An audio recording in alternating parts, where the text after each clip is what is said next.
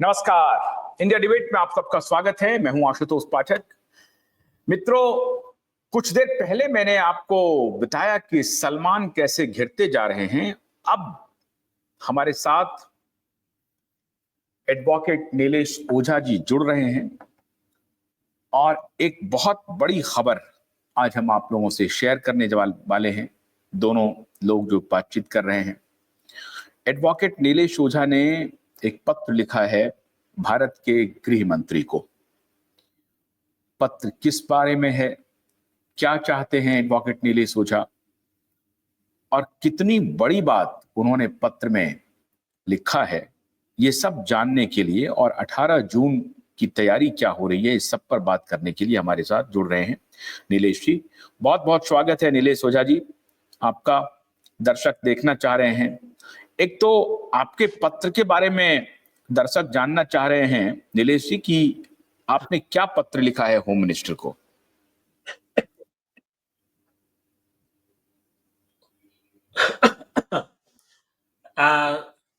पत्र जो है ना, अभी हाईकोर्ट से तो इधर अपना ऑर्डर हो गया, स्टेट गवर्नमेंट को कह दिया कि हम आपका रिप्लाई एफिडेविट कर दो वगैरह, ये प्रोसीजर चल रही है। लेकिन ये केस ना सिर्फ जो हमारे पास अवेलेबल मटेरियल्स है, चाहे वो वीडियो हो, स्टिंग ऑपरेशन हो या जो भी मटेरियल है, डॉक्यूमेंट्री, उसमें ये क्लियर है कि पहली चीज, दिशा और सुशांत की मौत एक दूसरे से क्लियर जुड़ी है। एक सीबीआई ने जो भी उसमें गलतियां की है उसको बाजू में रखो। दूसरा, ये सिर्फ दिशा के गैंगरेप और हत्या का मामला नहीं है। ये जो मर्डर है उसके पीछे जो है वो ड्रग्स का, चाइल्ड ट्रैफिकिंग का और कई जो सीरियस ऑफेंसेस है उसका एक बहुत बड़ा रैकेट है, जिसकी जड़ें इंडिया में, देश के बाहर बहुत दूर तक फैली हुई है। ये एंटी नेशनल एलिमेंट्स इसमें इन्वॉल्व है। इसमें कई मतलब कुछ जो ये है इकोसिस्टम वाले लोग, अब इकोसिस्टम में इसमें दिया है प्राइमा फैसी कि इकोसिस्टम में वो मीडिया भी आ गया जो इन आरोपी के फेवर में माहौल तैयार करता है, और वो भी आ गए जो सीनियर काउंसिल इनके लिए पूरा मैनेजमेंट करते हैं, वो करप्ट जजेस भी आ गए जो इनको अपने पद का दुरुपयोग करके हेल्प करते हैं, और ये सब मिलकर इस देश को कैसा खोखला कर रहे हैं, इस देश के साथ कैसी गद्दारी कर रहे हैं, राष्ट्रद्रोह कर रहे हैं। इस सब का डिटेल प्रूफ के साथ में हमको जो देना है वो हम अमित शाह जी से समय मांगा है, सतीश सालियान जी की तरफ से जो पत्र भेजा है, और उसमें ये स्पष्ट रूप से कहा है कि ये मामला नेशनल इन्वेस्टिगेशन एजेंसी के ही ज्यूरिडिक्शन का है। आप इसका इन्वेस्टिगेशन स्टार्ट कीजिए, आप चाहे तो, और उसमें हेल्प लीजिए आप, रॉ, सीबीआई, आईबी। ये बात आप बहुत गंभीर कह रहे हैं और आप कह रहे हैं सीधे आपने देश के गृह मंत्री से वक्त मांग लिया है। तो इतना गंभीर मामला आप ये उठा रहे हैं कि ये मर्डर नहीं है, ये मर्डर के बियॉन्ड कुछ है, ये राष्ट्र विरोधी कुछ प्लानिंग है, राष्ट्र विरोधी खेल चल रहा है। इसके कुछ तथ्य आप जो अभी जो आपके पास एविडेंस है वो सब तो हम आप जाहिर है यहां नहीं बता सकते, लेकिन कुछ जो इशारा तो आप कर ही सकते हैं कि क्या किस बिना पर आप ये कह रहे हैं। दर्शक जानना चाहते हैं कि इसका कोई आधार है।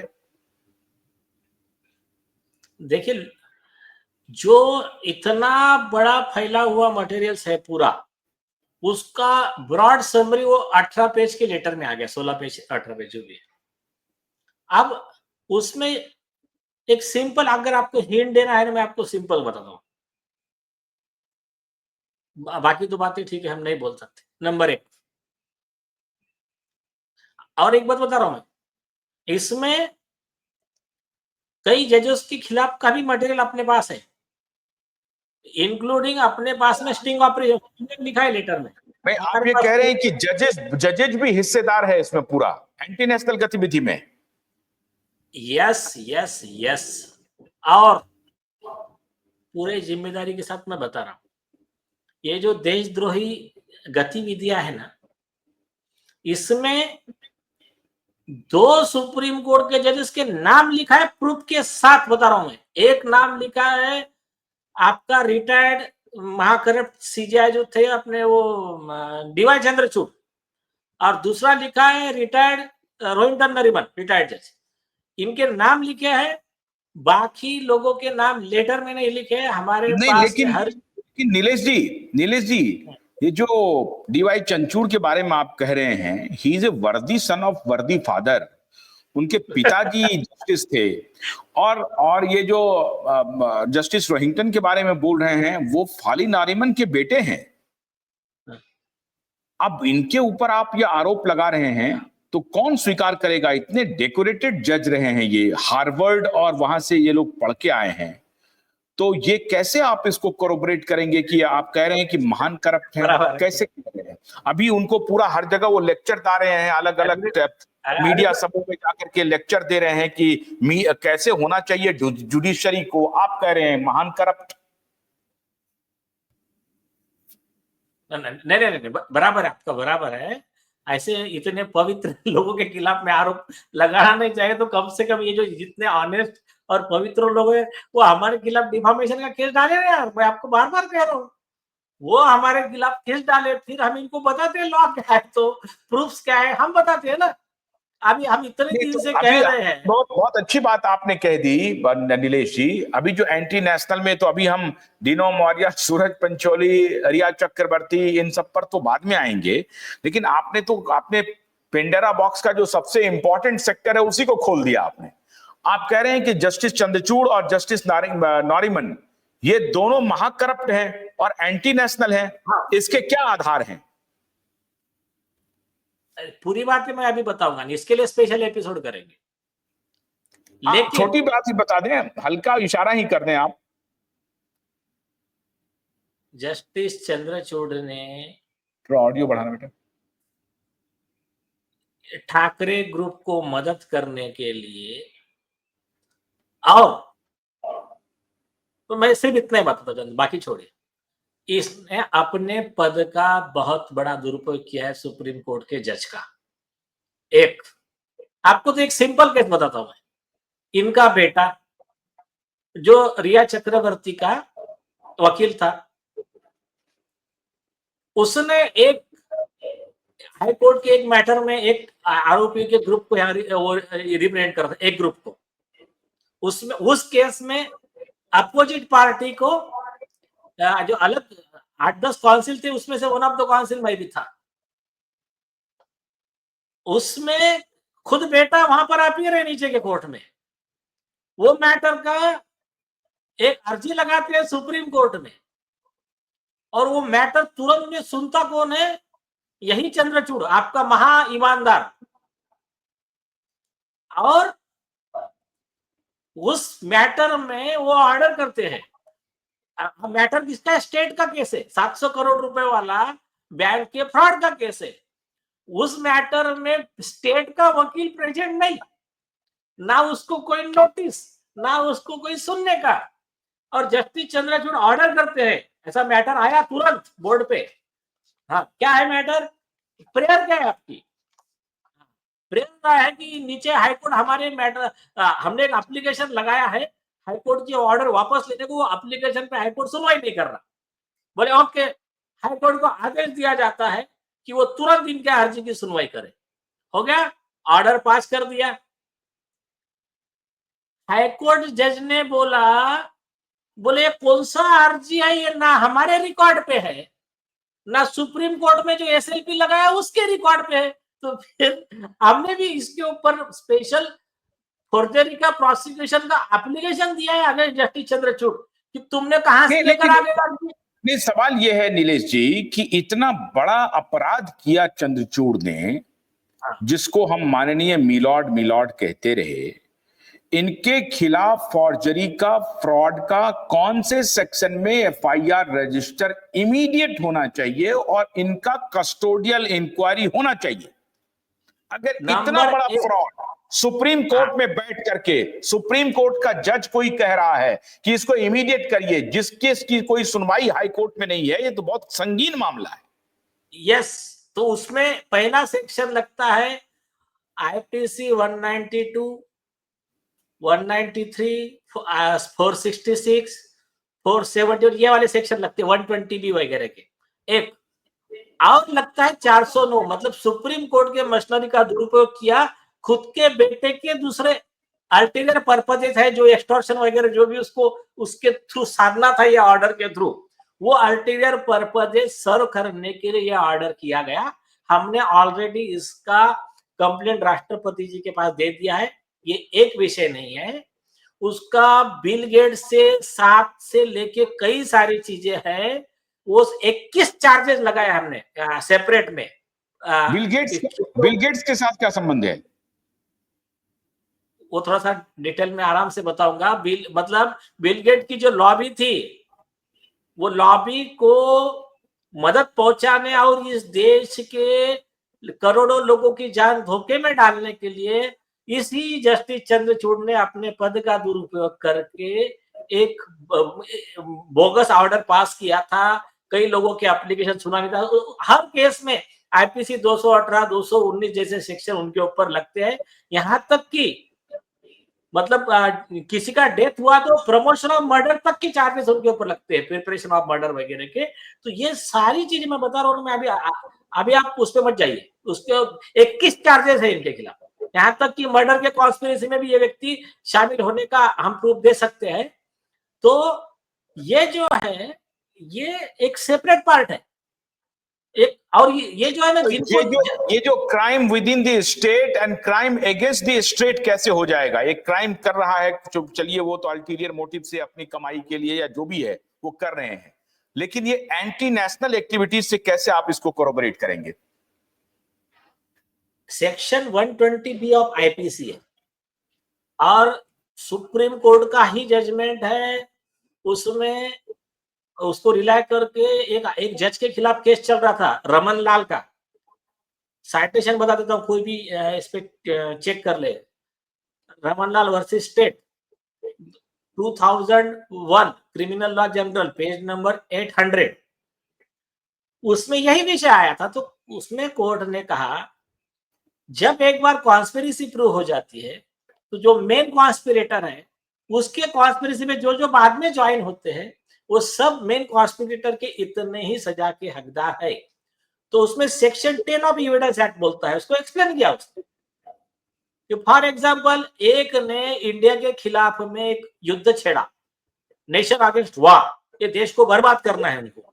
उन्होंने फिर प्लानिंग किया, ये मीडिया इन्फ्लुएंसर को साथ में लिया, ये मीडिया हाउसेस को लिया, यूट्यूबर्स को लिया और चंद्रचूड़ जैसे जजेस को लिया, रोहिंटन नरीमन जैसे जजेस को लिया। फिर एक नैरेटिव चलाना चालू कर दिया। नैरेटिव आपको मैं बताता हूँ, क्या इंडिया तेरे टुकड़े हो गए इंशाल्लाह इंशाल्लाह जो नारे लगे थे जेएनयू में, उसके बाद में इंडियन आर्मी मुर्दाबाद, पाकिस्तान आर्मी जिंदाबाद के जो नारे लगे थे, उसके सपोर्ट में आर्टिकल लिखा था फली नरीमन ने।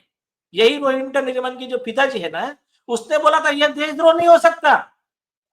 वो बाद में वो ठीक है, वो उसके वो थर्ड क्लास विचार जो भी थे उसको नहीं माना है कोर्ट ने, पर आर्टिकल इनका क्या प्लान रहता है कि आरोपी के सपोर्ट में और इंडिया के खिलाफ में ऐसा नैरेटिव चलाने का, लोगों का माइंड डिस्टर्ब करने का, देश के प्रति दुर्भावना फैलाने की, आपस में इनको कास्ट बेस्ड का, रिलीजन का ऐसा डिस्प्यूट डाल देने का, इनको आपस में झगड़ा करवाने का, ये सारा एकदम सिस्टमैटिक तरीके से ये करते हैं। और ये या तो सीनियर काउंसिल की पोस्ट पे या तो जज की पोस्ट पे, तो ये जो पूरा नेक्सस इनका सिंडिकेट है, इसका पूरा डिटेल हमने अमित शाह जी को भेजा है। और इसमें एक आरोपी का, जो एक टेररिस्ट का गुना है, इसमें मेन टेररिस्ट पकड़ा गया, उसको सपोर्ट करने वाले भी उसमें 120B में सेम सेक्शन में सजा के हकदार रहेंगे। नहीं तो नीलेश जी, आप तो बहुत बड़ी बात कह रहे हैं, ये तो बहुत विस्फोटक बात आप कह रहे हैं नीलेश जी, कि चाहे वो डीनो मौर्या हो, सूरज पंचोली हो, आदित्य ठाकरे हो, सलमान खान हो, सलमान खान का भाई अरबाज खान हो, उसका सेरा हो, और फिर ये समीर खान हो, फिर समीर खान के और लोग हों, परमवीर सिंह का बेटा रोहन सिंह हो, ये सब एक बड़ा कार्टेल का हिस्सा है और ये एंटी नेशनल भारत को डीस्टेबलाइज नारकोटिक्स के जरिए, ड्रग की सप्लाई के जरिए पूरे यूथ को तबाह कर रहे हैं। और इन सबको प्रोटेक्ट करने के लिए कोर्ट के कुछ लोग जो हैं वो इनके सील्ड बने हुए हैं, ढाल बने हुए हैं। आप ये कह रहे हैं प्रिसाइजली? अरे यार, मैं आपको बता क्या रहा हूं, सुनिए। एक सिंपल चीज, आदित्य ठाकरे, डीनो मोरे, गौर कीजिए, अभी मैं मेन मुद्दे पे आता हूं। आदित्य ठाकरे, डीनो मोरिया, रिया चक्रवर्ती, तीनों का ड्रग्स का कई, मतलब ये ड्रग्स के बिजनेस में है, पेडलर है, ये सारा चीज part of narcotics control bureau के investigation, phone surveillance, WhatsApp chat recovery और अदर चीज ये ऑन रिकॉर्ड है। रिया चक्रवर्ती उस में अरेस्ट होके जेल में रही और उसको जो बेल दी गई, उस बेल पे भी सुप्रीम कोर्ट ने एक राइडर डाला है, ऑब्जेक्शन लिया है, बोला इसको प्रेसिडेंट बोल के यूज नहीं करने का, ये जजमेंट प्रॉपर नहीं है प्रेसिडेंट बोल के यूज करने के लिए, हो गया। तो ये पार्ट ऑफ रिकॉर्ड है। और यही आदित्य ठाकरे दिशा सालियान के गैंगरेप और मर्डर का आरोपी है। उनके मोबाइल टावर लोकेशन वहां थे। इसका पिटीशन हमने बॉम्बे हाई कोर्ट में लगाया। बॉम्बे हाई कोर्ट में लगाया तो वो पिटीशन को 1.5 साल तक सुनवाई नहीं होने दिया। यहाँ के जो चीफ जस्टिस थे, कौन, देवेंद्र उपाध्याय। देवेंद्र उपाध्याय। और देवेंद्र उपाध्याय के खिलाफ सैंक्शन टू प्रोसिक्यूट फाइल हुआ राष्ट्रपति के पास। आप ये देवेंद्र उपाध्याय अगर कुछ गलत कर रहे हैं तो सो मोटो कॉग्निजेंस लेने के लिए जस्टिस चंद्रचूड़ नहीं बैठे वहां पर। मणिपुर में हुआ तो आपने कॉग्निजेंस लिया। आपको कहीं भी बीजेपी के स्टेट में कुछ आपको लगता है कि यहाँ गलत हो रहा है तो सुप्रीम कोर्ट सो मोटो कॉग्निजेंस लेता है। हाई कोर्ट में बदलापुर का केस हुआ, बीजेपी की गवर्नमेंट थी, तो जस्टिस रेवती मोहिते डेरे ने सो मोटो कॉग्निजेंस लिया। लेकिन जब भी नॉन बीजेपी के लोग, ये लेफ्ट इकोसिस्टम के कोटरी वाले लोग, इनके कोई ऑफेंस होते हैं, चाहे दिशा सालियान का गैंगरेप हो, मर्डर हो, ड्रग्स कार्टेल हो, उस समय सो मोटो कॉग्निजेंस तो बहुत दूर की बात है। पिटीशन लगाने के बाद में भी सुनवाई नहीं होती है। तो ये एक बहुत बड़े कार्टेल का नेटवर्क का हिस्सा, ये सिंडिकेट है। और जब तक इसमें इनकी अरेस्ट नहीं होंगी, ये जो चंद्रचूड़ जैसे लोगों का lie detector test, narco test, brain mapping test जब तक नहीं होगा और जब तक इनको एक्सपोज नहीं करेंगे ना, तब तक ये टूटने वाला नहीं है। इनको अभी क्या लग रहा है पता है क्या? इनको लग रहा है हम पब्लिक को बेवकूफ बना सकते, और अभी तक बनाते आए। क्या हुआ कि कई लोगों को, बोलिए। हाँ, बोलिए बोलिए बोलिए। अरे कई लोगों को लॉ ही पता नहीं है, कई लोगों को ये पता ही नहीं कि ये गलत, मतलब ये जो हो रहा है ये गुनाह है, ये मतलब जज पर भी कार्रवाई कर सकते हैं। ये ऐसी कई चीजें है, तो जिसके वजह से क्या होता है, कॉमन मैन बेचारा बोलता नहीं है।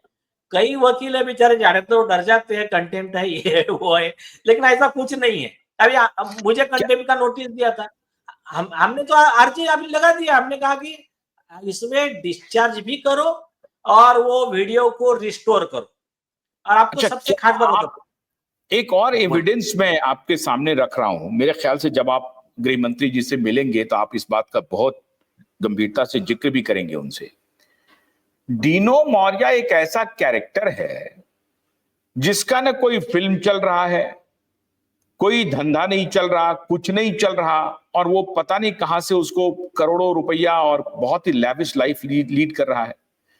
अब डीनो मौर्या जैसे कम से कम 1 लाख होंगे पारसी इस देश में, जो कि क्रिश्चियन इस देश में होंगे, जो कि 25 दिसंबर की क्रिसमस डे में जाने के योग्य होंगे प्रधानमंत्री आवास।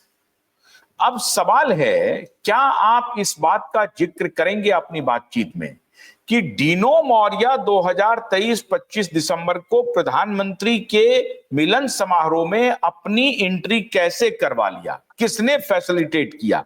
क्योंकि प्रधानमंत्री को तो पता भी नहीं है कौन है डीनो मौर्य, ये कहां से पहुंच गया वो।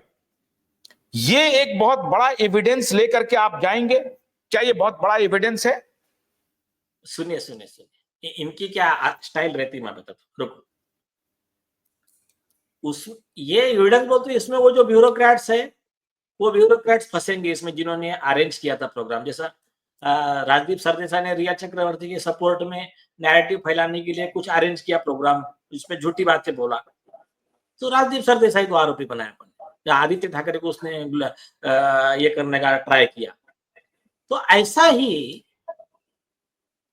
हम ये जितने ब्यूरोक्रेट्स है, सीनियर पुलिस अधिकारी है, सीबीआई के अधिकारी है, ये जब रैकेट खुलेगा ना, फिर एक एक करके फिर सब, लेकिन इतना कि काउंटडाउन स्टार्ट हो गया है उनका। अभी मैं आपको दूसरा एक अलग विषय बोलता हूँ, सुनिए। दो चीजें ख्याल में रखिए। इनका एक स्टाइल रहता है कि अभी इन्वेस्टिगेशन स्टार्ट हो रहा है, सपोज डीनो मौर्य, तो डीनो मौर्य के लोग क्या करेंगे, पुलिस वाले तो अब तक जो खाते हैं उनसे वही उनको आइडिया देते हैं। तुम एक काम करना, या तो उनके थ्रू फोटो, उनके साथ में फोटो निकाल लेना, या उनके साथ में प्रोग्राम अरेंज कर लेना, करोड़ों रुपए खर्चा हुए तो चलेगा। फिर हमको बोलने को तो अरे वो सरकार का आदमी है, उस पर कार्रवाई नहीं कर सकते। ये कौन? ये करप्ट पुलिस वाले ही आइडिया देते हैं उनको। ये चाहे एखादा करप्ट सीबीआई का अधिकारी होगा, जैसा अनिल देशमुख के केस में सीबीआई के अधिकारी अरेस्ट हुए थे। तो और क्या करते, जैसा अभी आदर पूनावाला है, आदर पूनावाला में हमारा केस चल रहा था। आदर पूनावाला ने एक बड़ा प्रोग्राम रखवाया पूना में, अपने देवेंद्र फडणवीस जी को बुला लिया प्रोग्राम में, और ये वो शरद पवार को बुलाकर, इनको बुलाकर, सबको बुलाकर, उसमें पवार साहब के हाथ से एक क्या बोलते हैं उसको, पुरस्कार, और फडणवीस जी के हाथ से एक पुरस्कार, ये सब करा के ये कर दिया। उनको क्या लगा कि हम ये सोचेंगे कि जान दो ये भी सरकार के लोग हैं, सरकार के साथ है, इन पे कार्रवाई नहीं कर। अरे भाई, ये तुम्हारी टेक्निक पुरानी हो गई, ये काम नहीं आने वाली। आपको उससे कुछ नहीं फर्क पड़ता तुम किसके साथ में बैठ रहे हो, किसके साथ में घूम रहे हो। तुमने मानवता के खिलाफ काम किया है, तो तुम्हारे खिलाफ हम जो भी लीगल है, हम कोर्ट में हमारा लड़ेंगे। उसके बाद में अच्छा, उससे फायदा क्या हुआ? सुनिए, दो चीजें। आदर पूनावाला ने इतने बड़े बड़े लोगों से फोटो करवाया, ये करवाया, home minister, chief minister, prime minister के साथ में, क्या हुआ? उसके बाद में कोर्ट ने उसको फ्रॉड ठहरा कर उसके ऊपर प्रोसिक्यूशन का ऑर्डर किया। मैंने आर्ग्यू किया केस। तो ये जो है ना, ये बातें कोर्ट में काम में नहीं आती। हाँ, ये बात और है कि एक जज ही करप्ट है, अगर वो जस्टिस चंद्रचूड़ जैसा, तो वो बात और है। लेकिन ओवरऑल ऐसी की चीजें काम में नहीं आती। और जब जनता जागरूक रहती है, तब ये इनका करप्शन वगैरह सब जुडिशरी का भी कम हो जाता है। इसके भी उदाहरण है। अभी एक उसका मैं एग्जांपल बताता हूँ। एक खुद जस्टिस चंद्रचूड़ का जजमेंट है, sun is the best disinfectant. Sunlight is the best disinfectant. उन्होंने कहा कि जब ओपन कोर्ट रहेगा, ट्रांसपेरेंसी रहेगी, तो करप्शन कम होगा। ये उनका ही जजमेंट है। ठीक है, उसको बाजू में रखिए। एक चीज मैं आपको बताता हूँ। नहीं, एक मैं अभी एक बहुत इंपॉर्टेंट बात मैं अभी आपसे शेयर कर रहा हूं, और मुझे लगता है कि देश की जनता और आज का ये जो शो है, उसका सबसे इंपॉर्टेंट पक्ष है। कुछ बात जब आपकी मुलाकात होगी अमित शाह जी से, तो मैं समझता हूं कि ये बहुत गंभीर मुलाकात होने वाली है, क्योंकि आप कह रहे हैं कि ये एंटी नेशनल गतिविधि में कुछ लोग शामिल हैं जो हमारे देश के लिए खतरनाक हो सकते हैं, और हमारे देश की सुरक्षा खतरे में है। अब उस आलोक में मैं आपके सामने 3-4 कोइंसिडेंस रख रहा हूं, जिसका मेरे ख्याल से आपको जिक्र जरूर करना चाहिए। पहला जिक्र कि ये जो एसआईटी का गठन हुआ। वो 12 महीने तक एसआईटी के ऑफिसर का नाम अनाउंसमेंट नहीं होता है। क्यों नहीं होता है? कहां से कौन मैनेज कर रहा है? जाहिर है कोई ना कोई ऑफिसर सरकार को गुमराह कर रहा है, नेता को गुमराह कर रहा है। नेता के पास अपने एंगेजमेंट है, ये मैं समझ सकता हूं। वो ध्यान नहीं दे पाते हैं, उनको लगता है कि एक मर्डर 2 मर्डर है तो कोई खास बात नहीं, कुछ और देख लेते हैं। ये डिले हुआ और अब वो 2 साल हो गया। दूसरा एविडेंस हो रहा है, जब आप एफआईआर दर्ज करने जा रहे हैं, सतीश सालियान खुद आपके साथ जा रहे हैं, फिर भी एफआईआर दर्ज नहीं हो रहा है। उस दौरान 2023 का एक एविडेंस जब जीनो मौर्या वहां पहुंचता है, और अभी आपने कहा कि वो ऑफिसर, वो इंटेलिजेंस के लोग, तहकीकात करना पड़ेगा कि ये कैसे पहुंचा। और चौथा एक कोइंसिडेंस देखिए कि नवंबर में रिया चक्रवर्ती के बॉयफ्रेंड, घोषित बॉयफ्रेंड, जो बडिंग बिलियनेयर है, उनका एक पॉडकास्ट होता है प्रधानमंत्री के साथ, और फिर वो पॉडकास्ट हर जगह चलता है। और उसके बाद से ही ये क्वैश करने के लिए, रिया चक्रवर्ती के नोटिस को, लुकआउट नोटिस को क्वैश करने के लिए पूरा कहानी शुरू हो जाता है। दिसंबर में क्वैश किया भी जाता है, वो दुबई भी जाती है। फिर मार्च में जब आपने एक बहुत जबरदस्त एविडेंस किया और इस पूरे केस को पटाक्षेप कर दिया दिशा के एविडेंस को ला करके, जब ये मामला और तूल पकड़ता है, पूरी मीडिया इस पर टूट पड़ती है, पूरा देश आपको देखने लगता है, उस बीच में यकायक सीबीआई का क्लोजर रिपोर्ट आ जाता है। तो ये सब क्या कोइंसिडेंस है? ये टोटल कोइंसिडेंस है। क्या है, जब इसकी इंक्वायरी होगी, इन्वेस्टिगेशन होगा ना, अभी मैं बहुत कम चीजें बता रहा हूं, मैं सिर्फ आप लोगों को सिर्फ मैं शॉर्ट में बताता हूं। हमको लड़ाई जीतनी है लड़ने के लिए, और हमको किस लिए जीतनी है? हम खुद और हमारी आने वाली नेक्स्ट जनरेशन, इसको हम एक अच्छा देश देकर जाए। और हम इस पृथ्वी पर आए हैं, इस समाज को, देश को हम जो देना बनते हैं, जो हमारा कर्तव्य है, हम कर्तव्य पूरा करके जाए। तेरा वैभव अमर रहे हे भारत माँ, हम दिन 4 रहे ना रहे। तो ये हमारे लाइफ का प्रिंसिपल है, इसी पे काम करना है। अब सामने वाले क्या चाहते हैं? वो जो सिलेक्टेड ग्रुप है उन लोगों का, जो मल्टी बिलियनर्स है, पावर में है, जो भी पूरे मिलकर 10,000 भी नहीं होंगे, जो भी एक सिलेक्टेड है, वो ये 150 करोड़ पे राज कर रहे। तो उसमें से जो निगेटिव मानसिकता के हैं, और वो जो पूरा इंटरनेशनल कार्टेल है इनका, तो इनकी सोच क्या है? ये इनका सारा खेल नैरेटिव का है।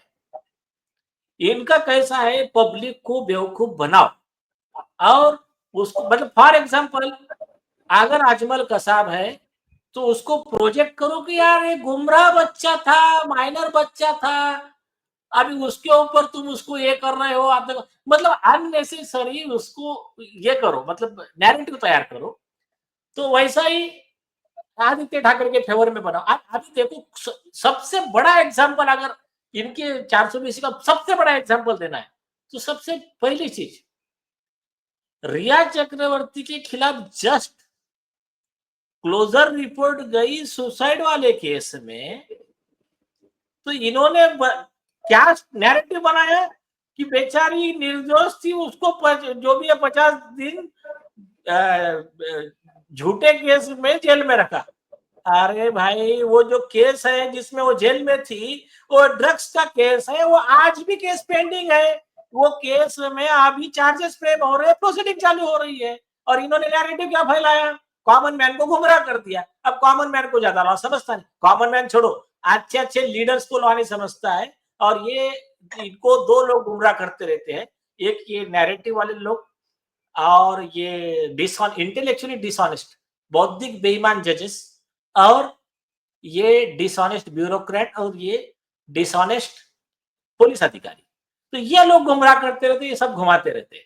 तो अभी इसमें इसको, इनकी इच्छा क्या रहती है? इनकी इच्छा रहती है कि लोग ऐसे ही बेवकूफ रहे, हमारी दुकानदारी ऐसी ही चलती रहे, हमारी पावर ऐसी ही बनी रहे, हम हमारी आने वाली पीढ़ियों की व्यवस्था हो जाए, हम अरबों कमाते रहे, और लोग गुलाम बन के छोटे छोटे मामले में आपस में लड़ते रहे, बड़े मामले में ध्यान ना दे, ये होशियार ना हो जाए, ये होशियार हो जाए तो हमारी दुकानदारी बंद हो जाएगी। तो ये पूरा इनका चलते रहता है। अब इसको वो क्या करते हैं, ये भी नैरेटिव बराबर चलाते हैं। मतलब उसके उनके पेड़ हैं, उनकी जो ट्रोल आर्मी रहती है ना, वो क्या करती है, चले जाएंगे क्यू का जरा ये हो रहा है, ये खुद को एसएसआर वॉरियर बोल के पहुंच जाएंगे। अरे यार कुछ नहीं होने वाला है केस में, ये सिर्फ ये चैनल वालों की कमाई होने वाली, ऐसा होने वाला वैसा होने वाला।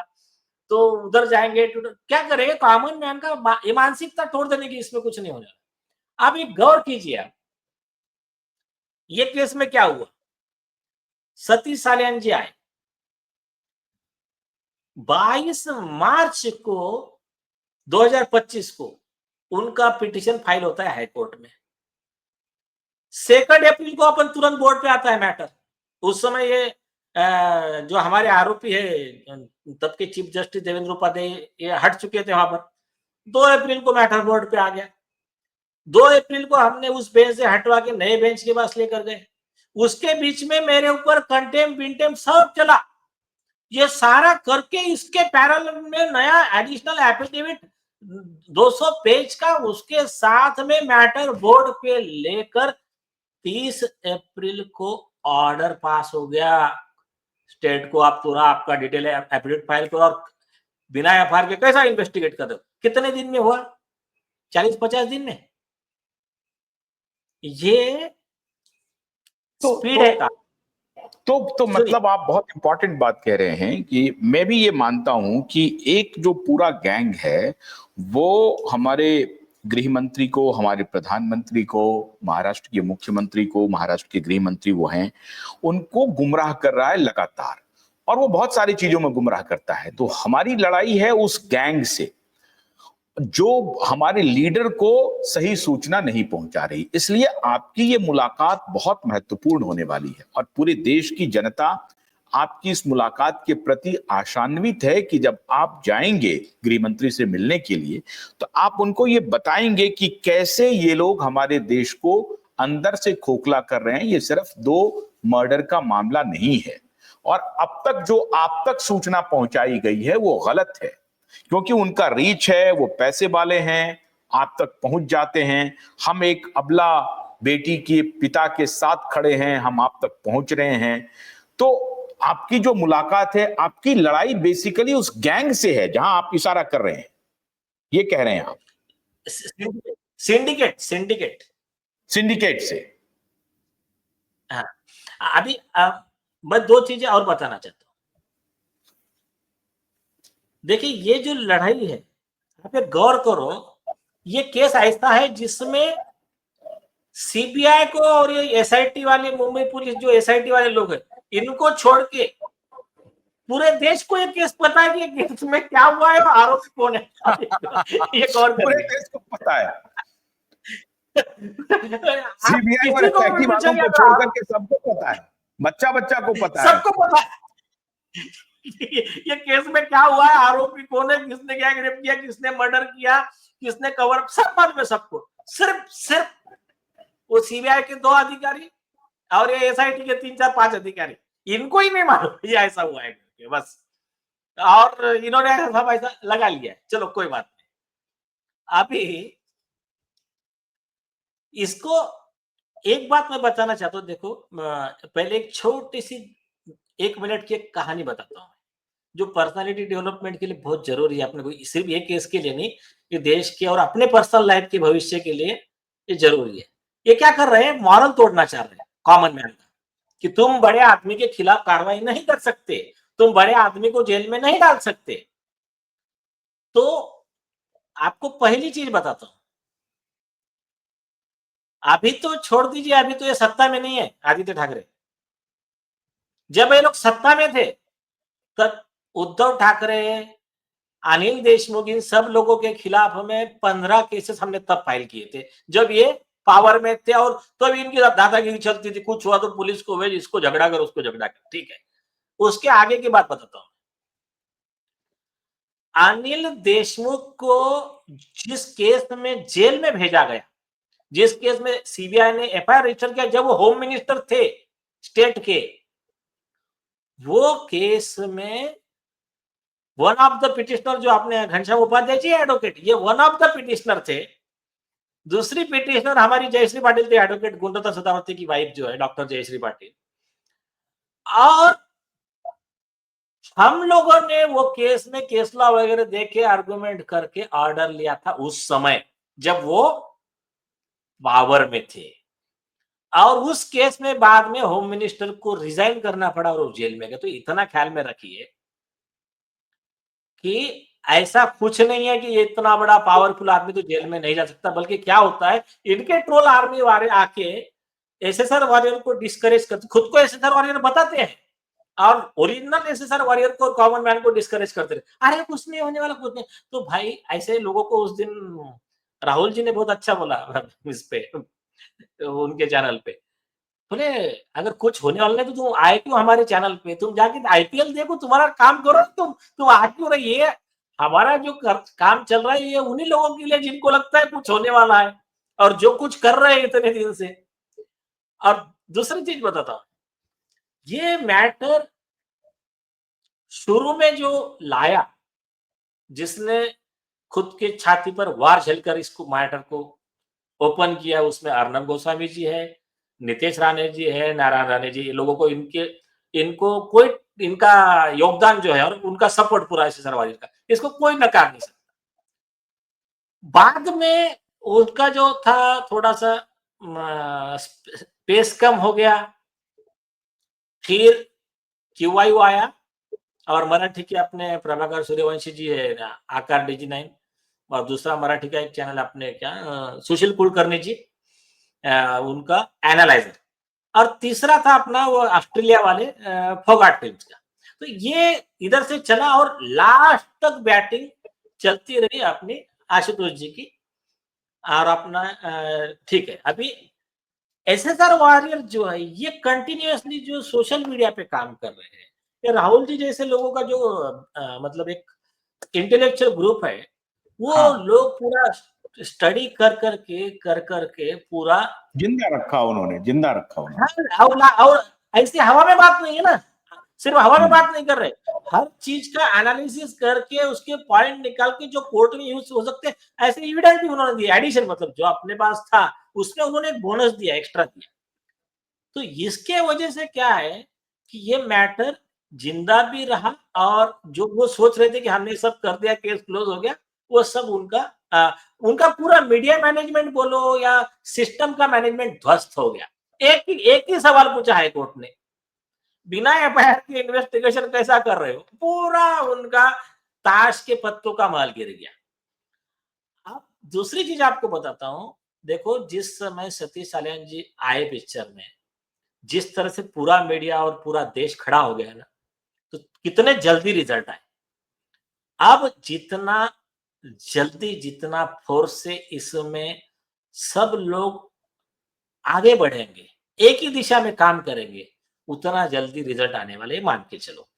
और इसके जो रिजल्ट आएंगे, अभी जो मैंने पत्र भेजा है, ये रिजल्ट जो है ये सिर्फ ये केस से मर्यादित नहीं है, इसके रिजल्ट सबको फायदा पहुंचाएंगे, हर घर को, हर बच्चों को, हर मतलब आने वाला भविष्य जो देश का, और यहाँ तक कि देश के तरक्की में बहुत बड़ा योगदान करेंगे।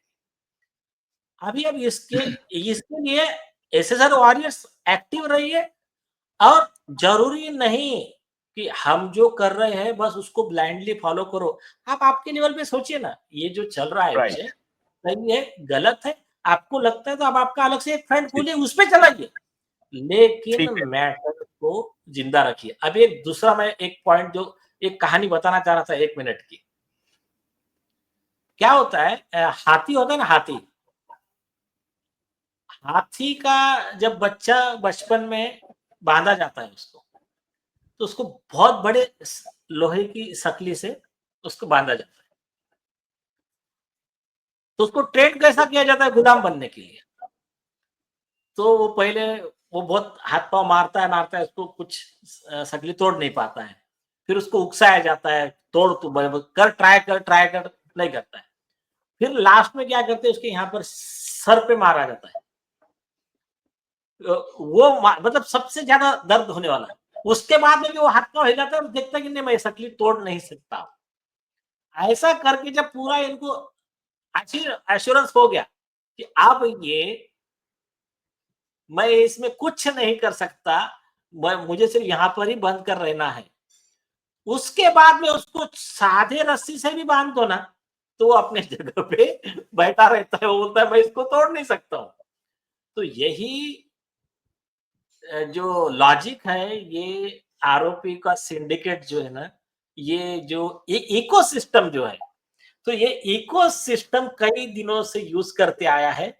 तो इसमें जिन लोगों ने पैसा लेकर ये जो छोटी-छोटी न्यूज़ चलाई कि सीबीआई ने दिशा सालियान का केस क्लोज कर दिया है। हाँ, ये बोलना भूल गए कि इंडिया का सीबीआई कि पाकिस्तान का सीबीआई। तो ये जो भी न्यूज़ चलाई, तो आप तो ये कह रहे हैं कि 30 इसका आप कह रहे हैं कि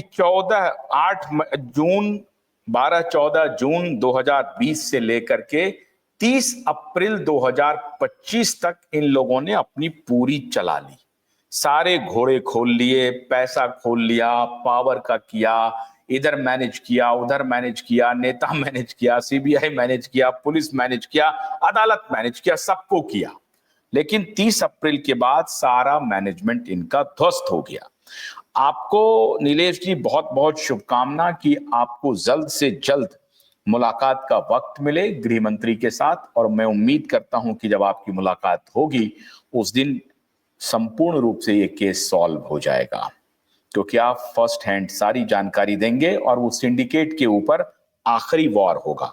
वो जो मस्तक पर जो आखिरी वार आपने कहा, वो आखिरी वार करने के लिए आप जा रहे हैं। हमारी बहुत बहुत शुभकामना, कामयाब हों, सफल हों।